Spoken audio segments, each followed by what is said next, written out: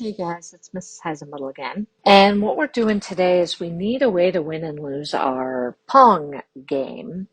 And the first thing we need to do is we need to have it basically register if the game has gone, like if the ball has gone too far in one direction or the other. So hopefully we can do that. So I'm just going to show you what it's doing right now.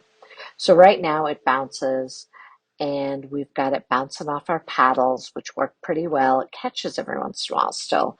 We'll have to work on that. But we can definitely use maybe direction on that one. So it changes the direction.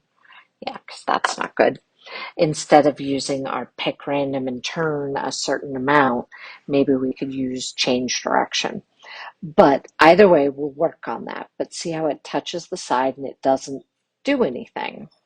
So what we want to do is we want to tell it to stop, and I'm going to stop this, stop the game just so we know what's going on. So if I look at my computer paddle over here, it's currently set to 218 and my player paddle is set to negative 218.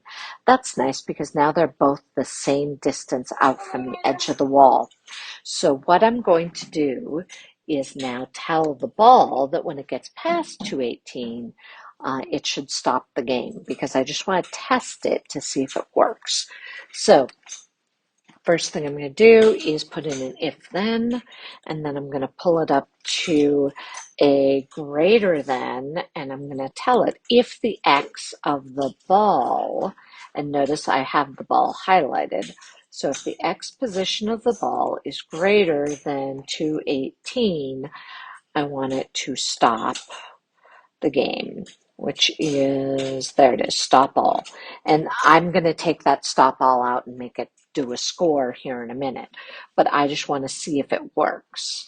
And so what I would do is now that I've done one change, I can now, and so this is on the computer side, it's got to hit the wall on the computer side.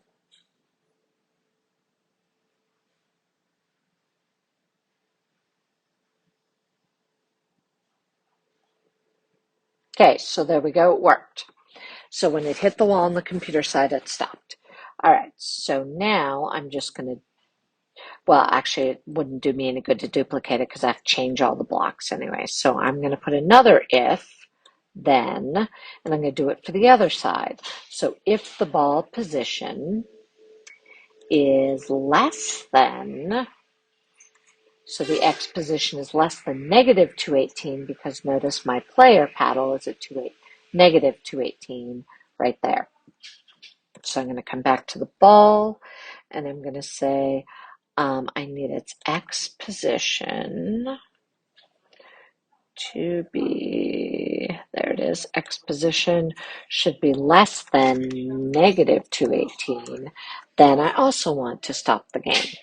Why? Because again, I'm testing it and I'm not going to deal with scores until I get the motion working correctly. So let's try it now. Oh, that should have stopped it and it didn't.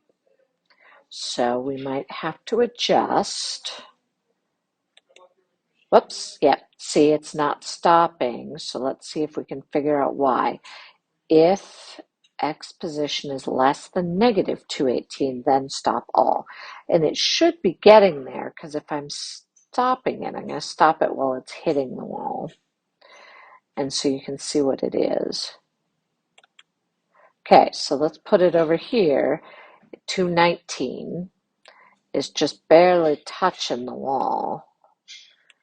Okay, so it looks like when it's right up against the wall is when it's reading, oh, because it's reading on the center of the ball.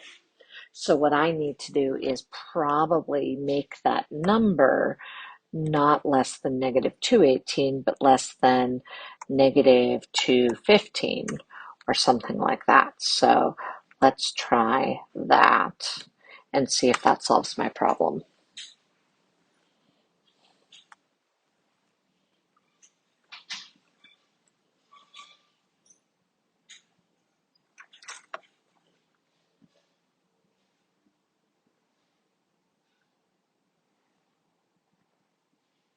Okay, so that one worked, but notice we had a little one over here that hit and didn't stop it, so we're going to go with 215 on the other side as well.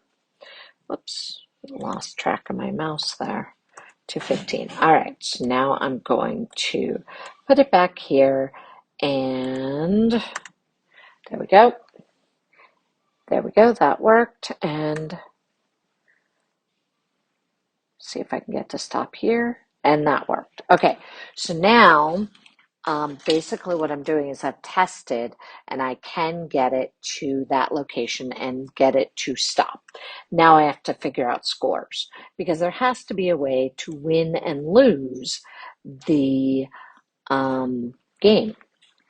So I need a score, basically, is what it boils down to. So the easiest way to make a score is to create a variable. And you're going to see that I actually have already clicked on make a variable, and I made two variables, my score and computer score. And I just turned them on. So you can see my score is 0, computer score is 0. These are two variables. If they disappear on you, you just turn the little click mark checkbox next to them and turn them back on. So now if it's greater than 215 would mean that it is on this side. That means I get a point. So then I'm going to, well, before I do anything else, actually, don't I have a, So when I start the game, I want to set all the scores to 0. The computer score and my score. When I hit the green flag to start, I want them to go to 0. So that's the first thing I'm going to do is so that I can reset the game. Then when I hit spacebar, I start the ball moving, and I want when it gets to greater than 215, so over here, I want to give me a score. So I'm going to change my score by 1. And then I'm going to take out that stop ball and change the computer score by 1 when it gets over there. So now I should be able to reset, play, and see what happens. So, up there, computer got a point, computer got another point, I got a point, computer got a point. So the computer is kicking my butt here. But notice I still don't have a way to win the game because it just keeps racking up, right? The points just keep going up and up and up. And so there you go. I got 3 there. Oh, stop it. There we are, and get it bouncing all wonkily. And notice my score suddenly went up to 16 because it bounced off of that a bunch of times. And one of the ways that we can fix that is by using direction instead of a turn. We can have it actually change direction so that it's not actually turning the sprite all the way around. It's just changing its direction, which is probably how we'll have to stop it from catching like that. But you get the idea. Now the scores change, so now we have to then work on the winning and losing.